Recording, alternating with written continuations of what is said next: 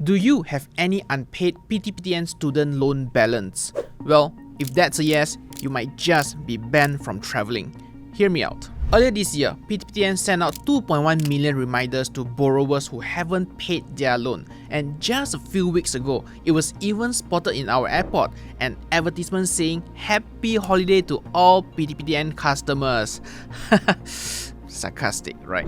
And yes, they are now actively chasing you down to repay your student loan. As of the end of 2023, PTPTN has loaned out a cumulative amount of 71.3 billion ringgit to 3.95 million borrowers. And with the sky-high cost fees, especially those offered by private universities, I'm sure you will agree with me that most of the people that you know, or maybe even yourself, would have benefited from PTPTN, right? But here's the problem.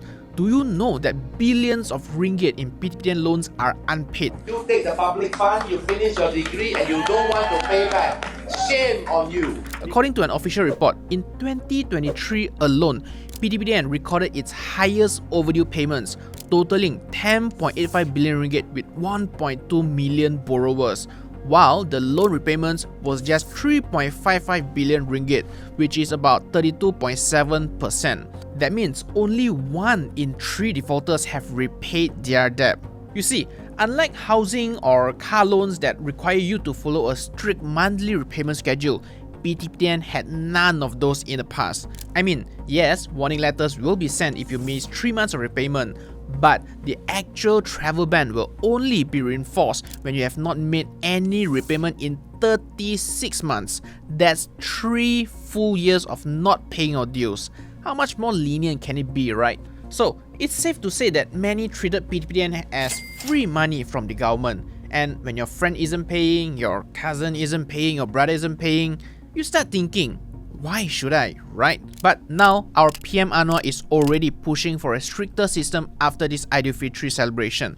And yes, one of the methods they are considering is bringing back the travel ban, and it has been a hot topic ever since. Well, kena ban or not, it is always good to check your travel status at a Malaysian immigration website. Links down below for you. But quick pause, if you are repaying your PTPTN loan just fine and thinking about traveling, you would not want to miss out on Wise, the sponsor of this video. Traveling, studying, working, or living abroad are made easy with Wise. It helps you to manage your money internationally more cheaply, quickly, and most importantly, transparently. You can easily view Wise fee in one glance at its website. It's super easy to understand. And not only that, with a Wise account, you can hold more than 40 currencies and use their debit card to shop, spend, and withdraw money abroad in over 160 countries. The Wise card can also be used for contactless payments or pair it with Apple Pay for the ultimate convenience. Plus, say goodbye to high foreign transaction fees. Wise offers exchange rates at mid-market rate with no hidden fees. That means you pay exactly what you see, nothing more, nothing less. It is also regulated under Bank Negara Malaysia as well as 15 other countries and regions. Try Wise today for safer, faster, cheaper, and hassle-free transfer. Check out the link in the description down below and start saving today. Okay, let's get back into the video. Now, just to refresh your memory, this travel ban reinforcement started around March 2015 with around 84,000 defaulters. But when Pakatan Harapan took over the government following the 14th general election in 2018, more than 429,000 defaulters were relieved from it. And here's my thought. Not everyone travels to play. Some travel to work. So a blanket travel ban like this means people cannot even travel overseas for better opportunities and salary, like working in Singapore. Plus, a stricter repayment system might just discourage future students from taking PTPTN loans. And if their family can't afford to pay for their tuition fees, they will most probably end up not even pursuing tertiary education. And just FYI, as of the latest data, only 34% of our total 16.37 million labour force had tertiary education. That includes diploma, degree, and masters, whereas Singapore's stands at 63.8%. That's almost double already. So imagine if PTPTN gets stricter and fewer people can afford university, that will end up being counterproductive for the country's economy. So maybe, just maybe, instead of a blanket travel ban, what if we only impose that to those earning 4,000 ringgit and above, like what the PH government mentioned back in their election manifesto, the one with 10 promises within 100 days? I think that would be a rather fair number to start with. And what if, instead of a travel ban that you would only find out at the airport, wouldn't it be more effective for all parties if we just stop defaulters from renewing their passport? That way, they can at least avoid last-minute airport drama. Not bad also, right? And before you ask, as of March this year, there is no official statement on travel ban reinstatement yet, so your guess is as good as mine. But before you go on and celebrate, I hate to burst your bubble. Travel ban is just one of the few measures that the government took. Ever since June 2015, PTPTN also started listing its borrowers on CCRIS, and coupled with automatic salary deductions for public servants, the loan repayment rate shot up to around 79% until, well, the 2018 general election lah. And before you ask, CCRIS is created by Bank Negara Malaysia's Credit Bureau to provide credit reports which have your financing and repayment history.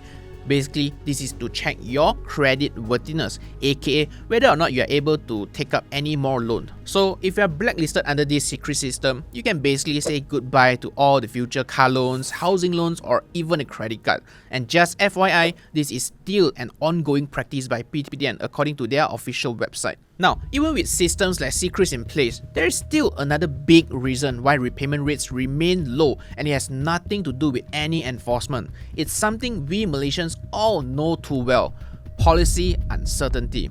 You see, our politicians tend to give all these sweet promises during the election manifesto to, you guessed it, win votes. Even our education minister has recently stood out and told politicians to stop promising on PTPTN loan waivers. Why pay now when the next government might just cancel my debt in the next few months, right?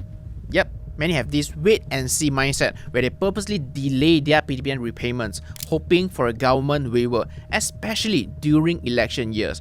I mean, how can you blame them? Even the PTPTN discount campaigns are like flash sales. They come and go from time to time. And if you are also waiting for the next round of discounts, I've got bad news for you. It's most probably not happening. Earlier this year, it was confirmed that the government has no plans to reintroduce repayment discounts because it is too costly to maintain for them. But for those of you who struggle to pay, PTPTN isn't entirely heartless lah.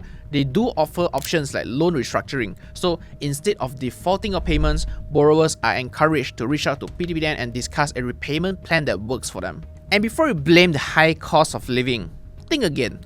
Yes, the median wage in Malaysia stands around 2.7k ringgit, but according to DOSM, people with tertiary qualification earns an average of 4,000 ringgit and above. And coupled with a 1% interest rate charged by PTPTN, which is honestly way lower compared to all the other loan rates, which is around 4% at least, spread across 5 to 20 years, I don't see why this point on high cost of living stands.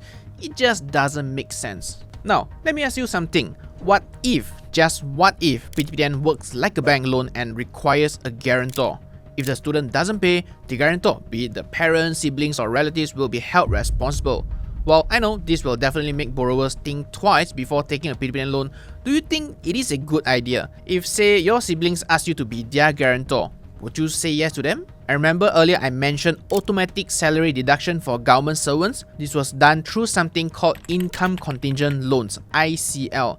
Basically, it's a kind of forced repayment automatically deducted away from your salary, kind of like how EPF works. Back in late 2023, PM Anwar actually supported this idea, and he also shared that ICL is a practical move that would not burden borrowers. So, do you also think this is a practical move if it is made compulsory for everyone? Anyways, at the end of the day, PTPTN exists to help Malaysians pursue higher education, and first-class students can even get their loans waived. But here's the bigger question. If repayments remain low, how long can PTPTN survive? Will future students still have access to PTPTN loans, or will the whole system collapse? Let's be real, PTPTN is not a scholarship. It's a student loan with the lowest interest rates available, just 1%.